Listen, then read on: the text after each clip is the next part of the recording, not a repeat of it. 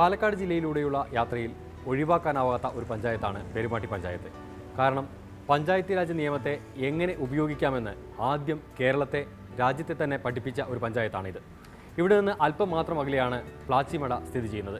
പ്ലാച്ചിമടയിലെ Coca Cola കമ്പനിയെ licence പുതുക്കി നൽകാതെ തളച്ചു എന്നതാണ് പെരുമാട്ടി പഞ്ചായത്തിനെ പ്രശസ്തമാക്കിയത്. അവിടുത്തെ പ്രസിഡന്റ് കൃഷ്ണനെയും.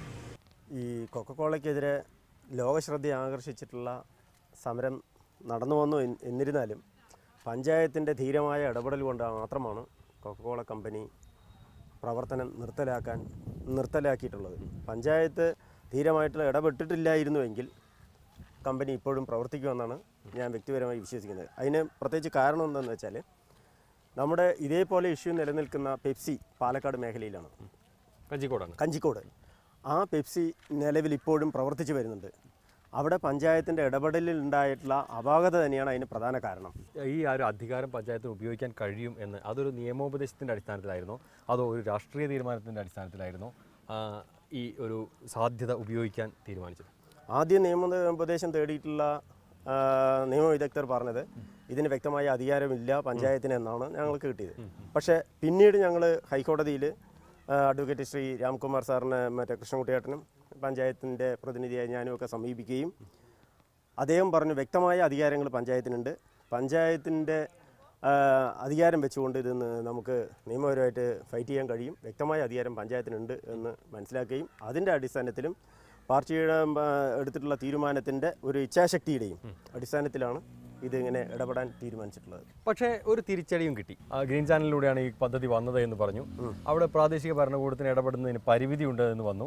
അങ്ങനെ കോടതിയിൽ നിന്ന് എതിരായ വിധികൾ ഉണ്ടാവുന്നു. അപ്പോൾ ഒരു പ്രാദേശിക ഭരണകൂടത്തിൻ്റെ അധികാരങ്ങളുടെ പരിമിതിയെക്കുറിച്ച് വിഷമം തോന്നിയോ, പ്രയാസം തോന്നിയോ? തീർച്ചയായിട്ടും. പക്ഷേ അങ്ങനെയൊക്കെ ഉണ്ടെങ്കിലും പക്ഷേ നിയമവിദഗ്ധരുമായി ആലോചിച്ചപ്പോൾ പഞ്ചായത്തിൻ്റെ ആളുകളുടെ സ്വത്തിനും അതുപോലെ തന്നെ മറ്റ് നിയമപരമായിട്ടുള്ള അവരുടെ പാർപ്പിടം അവരുടെ എല്ലാ കാര്യങ്ങളിലും വ്യക്തമായിട്ടുള്ള ഒരു അധികാരം ലോക്കൽ സെൽഫ് ബോഡിക്ക് ഉണ്ട്. അതിൽ ഇടപെടാൻ മടിക്കേണ്ട കാര്യമൊന്നുമില്ല. അത് അവരുടെ ജീവനും സ്വത്തിനും മറ്റ് സംരക്ഷണം കൊടുക്കേണ്ടത് പ്രാദേശിക സർക്കാർ എന്ന നിലയ്ക്ക് പഞ്ചായത്ത് തന്നെയാണ്. അതിന് വ്യക്തമായി ഈ കാര്യത്തിൽ ഇടപെടാൻ കഴിയും എന്ന് നിയമോപദേശം കിട്ടിയതിൻ്റെ അടിസ്ഥാനത്തിലാണ് പഞ്ചായത്ത് ഇത്തരത്തിലുള്ള ധീരമായിട്ടുള്ള ഒരു നിലപാട് സ്വീകരിച്ചത്. എത്ര പേർക്ക് അറിയാം ഈ പ്രാദേശിക ഭരണകൂടങ്ങൾക്കൊക്കെ ഇത്രയധികം സാധ്യത ഉണ്ടെന്നുള്ള കാര്യം? നമ്മുടെ അധികാരം കൈയാളുന്ന എത്ര പ്രസിഡന്റുമാർക്ക് അല്ലെങ്കിൽ എത്ര ഭരണസമിതികൾക്ക്, എത്ര രാഷ്ട്രീയ കക്ഷികൾക്ക് അറിയാം? അത് പറഞ്ഞാൽ വളരെ ചുരുക്കം പേർക്കേ അറിയുള്ളൂ. പിന്നെ അഥവാ അറിഞ്ഞിരുന്നാലും വമ്പന്മാരോട് ഏറ്റുമുട്ടുക പറഞ്ഞാൽ പലരും മടിക്കുന്ന കാര്യങ്ങളാണ്. കാരണം അതിന് പല പ്രലോഭനങ്ങളും സമ്മർദ്ദങ്ങളും ഒക്കെ ഉണ്ടാവും. ഈ കൊക്കക്കോള കൊക്കക്കോള വിഷയത്തിൽ തന്നെ നിന്നിട്ട് എന്നെ തന്നെ അപകടപ്പെടുത്തുന്ന അതിൻ്റെ GM പറഞ്ഞിട്ടുണ്ടായിരുന്നു. സർക്കാരുകൾ, കേന്ദ്ര സർക്കാർ, സംസ്ഥാന സർക്കാർ, ഇവരെയൊക്കെ അടക്കി ഒതുക്കി നിർത്താൻ കഴിയുന്നതാണ് വൻകിട കോർപ്പറേറ്റുകൾ. അവരെയാണ് ഒരു ചെറിയ പഞ്ചായത്തിൻ്റെ ഒരു പ്രസിഡന്റ് നിലയ്ക്ക് നിർത്താൻ ശ്രമിക്കുന്നത്. സ്വാഭാവികമായി അതൊരു വലിയ വെല്ലുവിളിയുമാണ്. എന്ന് വെച്ച് കഴിഞ്ഞാൽ നമുക്ക് ഇപ്പോൾ നമ്മളെ ഒരു പഞ്ചായത്തിൻ്റെ ഉത്തരവാദിത്തപ്പെട്ട ഒരു സീറ്റിലിരുത്തിയത് പാർട്ടിയാണ്. ആ ഒരു വിശ്വാസമാണ്. ആ വിശ്വാസത്തിന് നമ്മൾ മറ്റൊരു കളങ്കം വരുന്നത് ശരിയല്ല. ആ വിശ്വാസത്തിനെ കാത്തു സൂക്ഷിക്കേണ്ടത് നമ്മുടെ ഒരു ധാർമ്മികമായിട്ടുള്ള, അതോടൊപ്പം ജനങ്ങളോടുള്ള ബാധ്യത. അതാണ് ജനങ്ങളോടുള്ള ബാധ്യതയും പാർട്ടിയെ ഒരു നല്ല നിലയ്ക്ക് നമ്മൾ അത് ആത്മാർത്ഥമായി നിൽക്കുമെന്നുള്ള വിശ്വാസത്തിലാണ് നമ്മളെ ഒരു സ്ഥാനത്ത് പിടിച്ച് നിർത്തുന്നത്. ആ തിരഞ്ഞെടുക്കപ്പെട്ട നമ്മളൊരു ഉത്തരവാദിത്ത സ്ഥാനത്ത് ഇരിക്കുമ്പോൾ ജനങ്ങളോടും പാർട്ടിയോടുമുള്ള ഉത്തരവാദിത്വം നമ്മൾ നിർവഹിക്കണമെന്നുള്ള ഒരു ഉത്തമ വിശ്വാസം തന്നെയാണ് അതിൻ്റെ ഇതിൽ. ലൈസൻസ് റദ്ദ് ചെയ്തപ്പോൾ അവർ ഹൈക്കോടതിയിൽ പോയി. ഹൈക്കോടതിയിൽ സിംഗിൾ ബെഞ്ച് വളരെ അനുകൂലമായി പഞ്ചായത്ത് രാജിൻ്റെ നിയമവശങ്ങളും എല്ലാം വെച്ച് പഞ്ചായത്തിന് ഇതിന് അധികാരമുണ്ട് എന്നുള്ള നിലയ്ക്ക് ഹൈക്കോടതി മനോഹരമായ തന്നെ ഒരു വിധി, അതൊരു ചരിത്രത്തിൽ രേഖപ്പെടുത്തേണ്ട ഒരു വിധിയാണ്.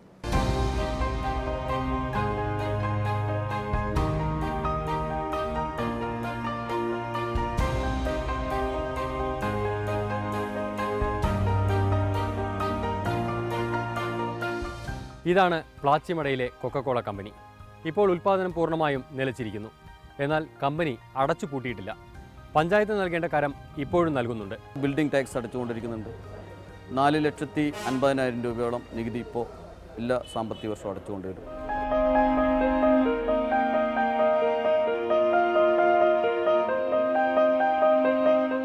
കോള കമ്പനിക്ക് മുന്നിൽ കെട്ടിയ ഈ സമരപ്പന്തൽ ഇപ്പോഴും ഇവിടെയുണ്ട്. സമരം നാമമാത്രമാണെങ്കിലും. പക്ഷേ വ്യവസ്ഥാപിതമായ പോരാട്ടങ്ങൾ അത് വിജയം കാണുന്നു എന്ന് തന്നെ പറയണം. ഇപ്പോഴും പ്ലാച്ചിമട നഷ്ടപരിഹാരം യാഥാർത്ഥ്യമാകുമെന്നും അത് ഇവിടുത്തെ ജനങ്ങൾക്ക് കിട്ടുമെന്നും തന്നെയാണ് ഇവിടെയുള്ളവർ പ്രതീക്ഷിക്കുന്നത്. 216 കോടി ഉറുപ്പിയാണ് നഷ്ടപരിഹാരം കണക്കാക്കിയിട്ടുള്ളത്. പഞ്ചായത്ത് ഉൾപ്പെടെ, പഞ്ചായത്തും മറ്റേ തദ്ദേശവാസികൾക്കും പഞ്ചായത്തിനും പരിസര പ്രദേശത്തിനും എല്ലാം ഉണ്ടായിട്ടുള്ള പരിസ്ഥിതിയുടെ സന്തുലനാവസ്ഥയ്ക്കും ഒക്കെ വേണ്ടിയിട്ടാണ് ഇത്രയും കോടി ഉറുപ്പിക നഷ്ടപരിഹാരം പാസ്സാക്കിയിട്ടുള്ളത്. ആ നഷ്ടപരിഹാരം കൊടുക്കുന്നതിൻ്റെ അന്തിമ ഘട്ടത്തിലാണ് ഇപ്പം നിൽക്കുന്നത്. സാധിക്കുമെന്ന് പ്രതീക്ഷിക്കുന്നുണ്ടോ? കിട്ടും എന്നാണ് കമ്പനി അങ്ങനെ കൊടുത്തു കഴിയുമ്പോൾ അത് ഏതായാലും ഇത്രത്തോളം എത്തിയൊരു അവസ്ഥയ്ക്ക് അധികം താമസിയാതെ അത് നടക്കുമെന്നാണ് നമ്മൾ വിശ്വസിക്കുന്നത്. അങ്ങനെ വിശ്വസിക്കാനാണ് താല്പര്യം. കഴിഞ്ഞ ഗവൺമെൻറ് തന്നെ, LDF ഗവൺമെൻറ് തന്നെ, ചിദംബരം ആണ് അതിൽ വലിയ കള്ളത്തരം ചെയ്തത്. അദ്ദേഹം അത് വയ്ക്കാതെ അവിടെ പിടിച്ചു വെച്ചു. അത് നേരിട്ട് പ്രസിഡന്റിന് കൊടുക്കണം. പ്രസിഡൻ്റാണത് മടക്കി അയക്കുകയോ വേണ്ടയോ എന്നുള്ളത് തീരുമാനിക്കാനുള്ള അധികാരം. ഇപ്പോൾ ഈ ഗവൺമെൻറ് അതിനെ പ്രസിഡന്റിനോട് അയക്കാതെ നേരെ ഇങ്ങോട്ട് തിരിച്ചയച്ചു. ഇങ്ങനെ തിരിച്ചയച്ചാൽ സാങ്കേതികമായ വലിയൊരു സാങ്കേതിക പ്രശ്നം ഇപ്പോൾ വന്നുപെട്ടിരിക്കുകയാണ്. കാരണം പ്രസിഡന്റ് മടക്കി അയച്ചതിനെ നിയമസഭയ്ക്ക് ഇനി ചർച്ച ചെയ്യാൻ പറ്റുള്ളൂ. വളരെ മോശമായിട്ടുള്ള ഒരു ഏർപ്പാടാണ് ഇപ്പോൾ കേന്ദ്ര ഗവൺമെൻറ്റിൻ്റെ ഭാഗത്ത് നിന്ന് ഇത് ചെയ്തിരിക്കുന്നത്. എന്താ വെച്ചാൽ കൊക്കോക്കോലയ്ക്ക് വലിയ നഷ്ടം വരും, ആ ട്രൈബ്യൂണലിൽ വന്നു കഴിഞ്ഞാൽ വലിയ നഷ്ടം വരും, അവരെ സംരക്ഷിക്കുക എന്നുള്ളൊരു നിലപാടിലാണ് കേന്ദ്ര ഗവൺമെൻറ് നിൽക്കുന്നത്. കൊക്കക്കോള ഊറ്റിയെടുത്ത വെള്ളം ഈ ഗ്രാമത്തിന് ഇനിയും തിരിച്ചു കിട്ടിയിട്ടില്ല. എങ്കിലും ജലവിധാനം ക്രമേണ ഉയർന്നു തുടങ്ങുന്നുണ്ട്. ഗ്രൗണ്ട് വാട്ടർ ലെവൽ അന്നത്തെ ഇതിൽ നിന്ന് ഒരുപാട് മാറ്റം ഇപ്പോൾ ഉണ്ട്. കാരണം അന്ന് 700 അടി 800 അടി അടിച്ചാലാണ് നമ്മൾ 150 അടി അടിച്ചാൽ നമ്മൾക്ക് അവിടെ വെള്ളം കിട്ടുന്ന ഒരു സാഹചര്യം ഉണ്ടായിരുന്നു. ഇന്ന് അത് പോയിട്ട് 600 അടി 650 അടി അടിച്ചാലാണ് നമ്മുടെ ഈ പ്രദേശങ്ങളിൽ വെള്ളം കിട്ടാനുള്ള ഒരു സാഹചര്യം ഉണ്ടാകുന്നത്. ഇവിടേക്ക് വ്യവസായ മാലിന്യങ്ങൾ ഇനി വേണ്ട എന്ന് പെരുമാട്ടി പഞ്ചായത്ത് പ്രഖ്യാപിച്ചു കഴിഞ്ഞു. പൂർണ്ണമായും ഒരു കാർഷിക പഞ്ചായത്തായി പെരുമാട്ടി പഞ്ചായത്ത് പ്രഖ്യാപിക്കപ്പെടുകയും ചെയ്തു.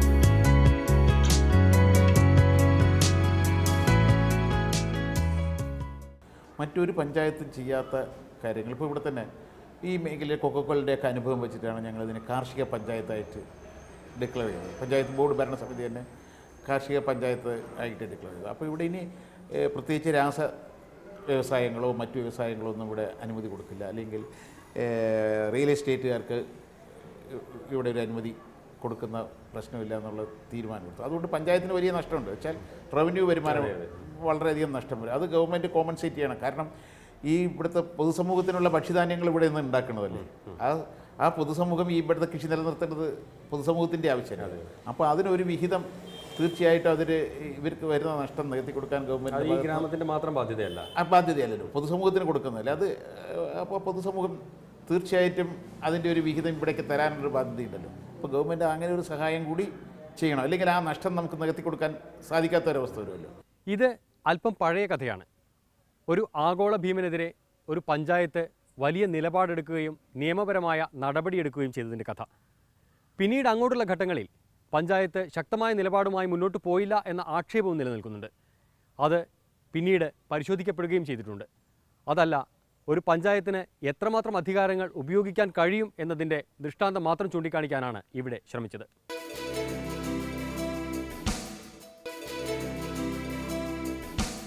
പാലക്കാട് ജില്ലാ പഞ്ചായത്തിൻ്റെ ഏറ്റവും മികച്ച ഒരു പദ്ധതിയെ കാണാതെ പോയിക്കൂടാ. അതാണ് മീൻവല്ലം ജലവൈദ്യുത പദ്ധതി. ഇന്ത്യയിൽ ആദ്യമായാണ് ഒരു ജില്ലാ പഞ്ചായത്ത് സ്വന്തമായി ഒരു കമ്പനി രൂപീകരിച്ച് ഒരു ജലവൈദ്യുത പദ്ധതിക്ക് തുടക്കം കുറിക്കുന്നത്. പദ്ധതി നടപ്പാക്കി 1 വർഷം പിന്നിടുമ്പോൾ വളരെ ലാഭകരമായി അത് മുന്നോട്ട് കൊണ്ടുപോകാൻ കഴിയുന്നു എന്നതാണ് ജില്ലാ പഞ്ചായത്തിൻ്റെ വിജയം.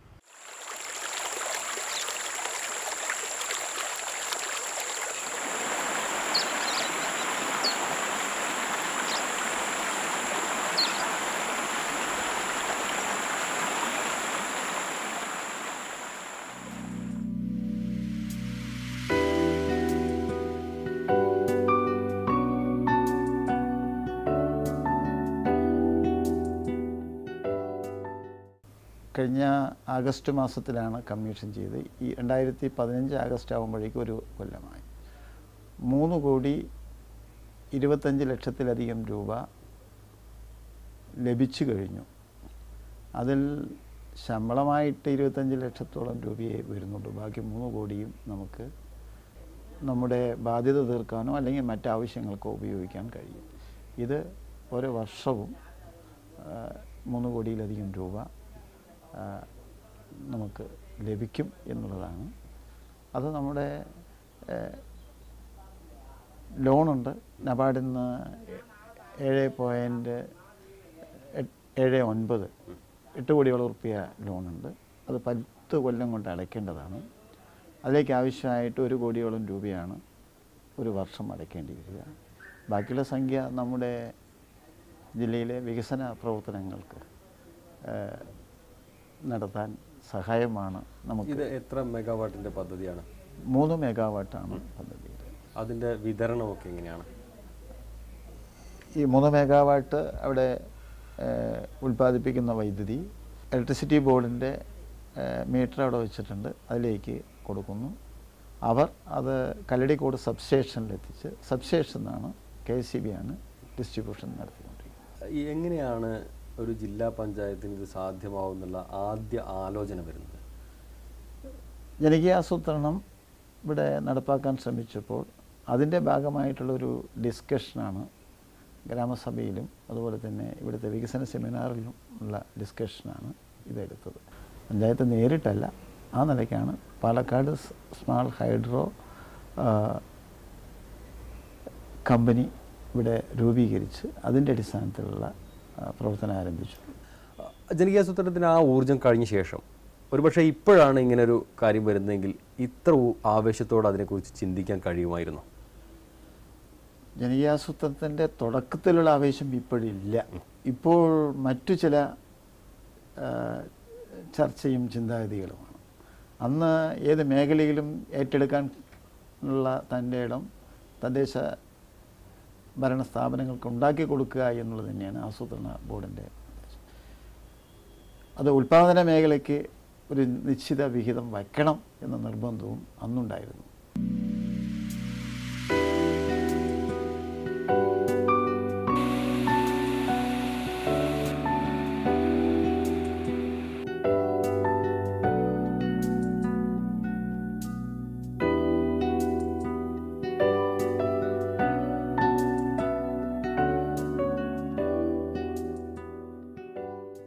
കേരളത്തിൻ്റെ നെല്ലറയായ പാലക്കാട്ട് നെൽകൃഷി മേഖലയിൽ ജില്ലാ പഞ്ചായത്തിന് എത്രമാത്രം ഇടപെടാൻ കഴിഞ്ഞു? കാർഷിക മേഖലയിൽ പൊതുവെ ജില്ലാ പഞ്ചായത്ത് ആവിഷ്കരിച്ച പദ്ധതികൾ എന്തായിരുന്നു? അത് ഫലം കണ്ടുവോ?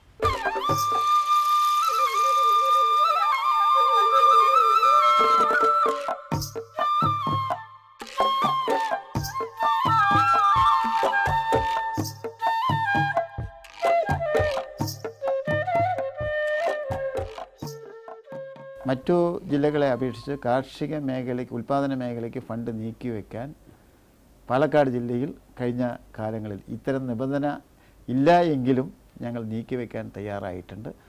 അതിൽ 30% ഫണ്ട് ഇപ്പോഴും നീക്കിവെച്ചിട്ടുണ്ട്. അതിന് നെൽകൃഷി നിലനിർത്തുന്നതിന് വേണ്ടി നെൽകൃഷി സമൃദ്ധി എന്നൊരു പ്രോജക്റ്റ് ജില്ലാ പഞ്ചായത്ത് നേതൃത്വം കൊടുത്തുകൊണ്ട് ബ്ലോക്ക് പഞ്ചായത്തുകളെയും ഗ്രാമപഞ്ചായത്തുകളെയും പങ്കാളികളാക്കിക്കൊണ്ട് ഒരു ബൃഹത്തായ പദ്ധതി ഇവിടെ കഴിഞ്ഞ 7 വർഷമായിട്ട് തുടരുന്നുണ്ട്. ഇപ്പോഴും പാലക്കാടിൻ്റെ അരി പോകുന്നത് അങ്കമാലിയിലേക്കാണ്. അതിന് മാറ്റം വരുത്താൻ നമുക്ക് കഴിയേണ്ടതില്ലേ? അത് ഗവൺമെൻറ് തന്നെ ധരിക്കണം.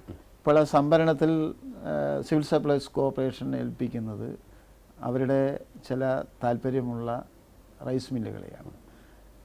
അതിൻ്റെ ഭാഗമായിട്ടാണ് അങ്കമാലിയിലേക്ക് ഈ നെല്ല് സംഭരിച്ചു കൊണ്ടുപോകുന്നത്. പൊതു മേഖലയിലുള്ളത് നമ്മുടെ പാഡിക്കോ ആണ്. പാഡിക്കോയിൽ ഒരു ലിമിറ്റിൽ കുറച്ച് സാധനമാണ് ഇവിടെ കൊടുക്കുന്നത്. അവിടെ മുഴുവൻ അവിടെ പിന്നെ പ്രോസസ്സിങ്ങിനുള്ള സൗകര്യം ഇല്ല. നമ്മുടെ ജില്ലയിൽ മുഴുവൻ സംഭരിക്കുന്ന നെല്ല് അവിടെ സൗകര്യം കഴിയില്ല.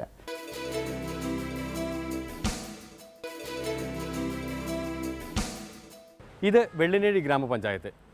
ഇവിടെ കൃഷിയാണ് പ്രധാന വരുമാന മാർഗം. മറ്റ് വരുമാന മാർഗ്ഗങ്ങൾ ഏറെയൊന്നും അവകാശപ്പെടാനില്ല. അതിലപ്പുറം സാംസ്കാരിക രംഗത്തെ ചില പ്രവർത്തനങ്ങളാണ് ഈ പഞ്ചായത്തിനെ സവിശേഷമായ ശ്രദ്ധ ആകർഷിക്കുന്നത്.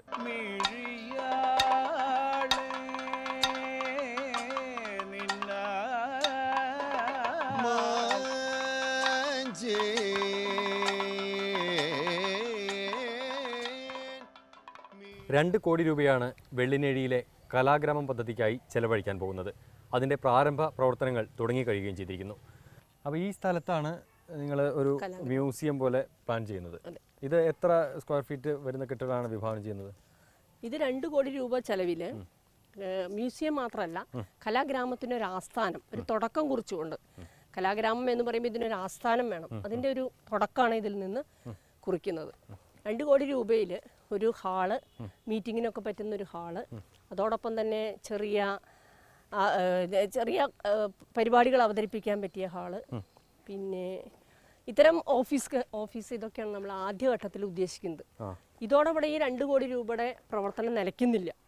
വീണ്ടും ഇതിലേക്ക് MLA ഫണ്ട്, MP ഫണ്ട്, മറ്റിതര ഫണ്ടുകൾ കൊണ്ടുവന്ന് കെട്ടിടം വലിയ രീതിയിലാക്കുന്നതിനും ഭാവിയിൽ കലാഗ്രാമത്തിലേക്ക് കലാമണ്ഡലം പോലുള്ള ഭാഗത്തു നിന്നുള്ള കുട്ടികളെ PhD അല്ലെങ്കിൽ സ്കോളർഷിപ്പോടൊക്കെ ഉള്ള കുട്ടികൾക്ക് പഠനം, അതോടൊപ്പം തന്നെ കലാകാരന്മാരെ പ്രോത്സാഹിപ്പിക്കുന്നതിനുള്ള പരിപാടികൾ, അവർക്കൊരവസരം നൽകുന്നതിനുള്ള പ്രവർത്തനങ്ങളൊക്കെയാണ് ഇവിടെ ഉദ്ദേശിക്കുന്നത്. ഇതിനോട് ടൂറിസം സാധ്യതകൾ കൂടി ഇണക്കി ചേർക്കുന്നുണ്ടോ? പ്രത്യേകിച്ച് ഇപ്പോൾ വെള്ളിനേഴിയിൽ തന്നെ ഇവിടുത്തെ സാംസ്കാരിക സംഗതികൾ തേടിക്കൊണ്ട് വിദേശികളൊക്കെ വരുന്ന ഒരു സ്ഥലമാണ്.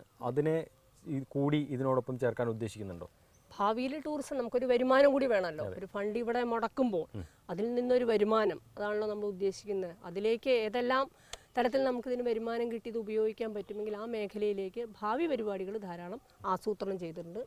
അതിൻ്റെ ഭാഗമായിട്ട് ഇവിടെ മാത്രമല്ല, പഞ്ചായത്തിൻ്റെ വിവിധ സ്ഥലങ്ങളിൽ നമ്മൾ സർവേ എടുത്തുകൊണ്ട് ഏകദേശം 65 കോടി രൂപയുടെ ഒരു സർവേ എടുത്ത് നമ്മൾ അതിൻ്റെ പ്ലാനും മറ്റ് പ്രവർത്തനങ്ങളുമായിട്ട് മുന്നേറുന്നുണ്ട്.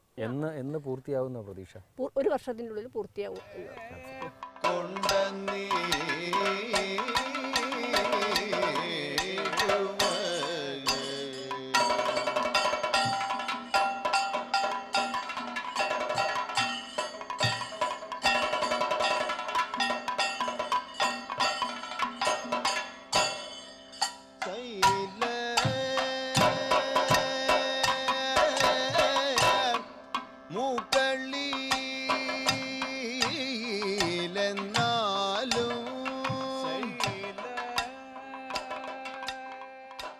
നിങ്ങളിപ്പോൾ 2 കോടി രൂപയുടെ ഒരു പ്രോജക്റ്റ്, പ്രാഥമികമായി 2 കോടി രൂപ ചിലവഴിച്ചുകൊണ്ട് ഒരു പ്രോജക്റ്റ് തുടങ്ങുമ്പോൾ അതിനെ എങ്ങനെയാണ് ഒരു ഇൻകം ജനറേറ്റ് ചെയ്യാവുന്ന ഒരു പദ്ധതിയാക്കി മാറ്റുക? ഇൻകം നിങ്ങളുടെ ലക്ഷ്യമല്ല എന്നാണ്? അല്ല, ഇൻകം അല്ല. നമ്മളൊരു കാര്യം, ആ പദ്ധതി വരുമ്പോൾ പദ്ധതി ഇതിനോടനുബന്ധിച്ച് തന്നെ 80 കോടി റുപ്യയുടെ ഒരു പ്രൊജക്റ്റ് നമ്മൾ ഉണ്ടാക്കി കൊടുത്തിട്ടുണ്ട്.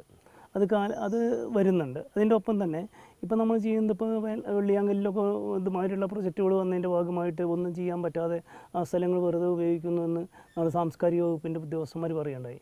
നമ്മളിപ്പോൾ അതിൻ്റെ ഭാഗമായിട്ടൊരു കാര്യം, അവിടെ ഒരു വലിയ ഹാളും അതിനോടനുബന്ധിച്ചുള്ള ചില പ്രവർത്തനങ്ങളൊക്കെ കൊണ്ടുവരാൻ ഉദ്ദേശിച്ചിട്ടുണ്ട്. അത് നമ്മുടെ ഓർമ്മകളാണ്, ആതുരത്വമാണ്, എല്ലാമാണ്. പക്ഷേ ഒരു പുതിയ കാലത്ത് നമ്മൾ പോകുമ്പോൾ അത് എങ്ങനെയാണ് അടുത്ത തലമുറയ്ക്ക് ഉപയോഗപ്പെടുന്നത്? അതിൻ്റെ ഒരു കാൽപ്പനികതയോ ഗൃഹാതുരത്വത്തിനോ അപ്പുറത്തേക്ക് നമുക്ക് ഒരു പ്രോജക്റ്റ് വേണ്ടേ? പ്രോജക്റ്റ് വേണം.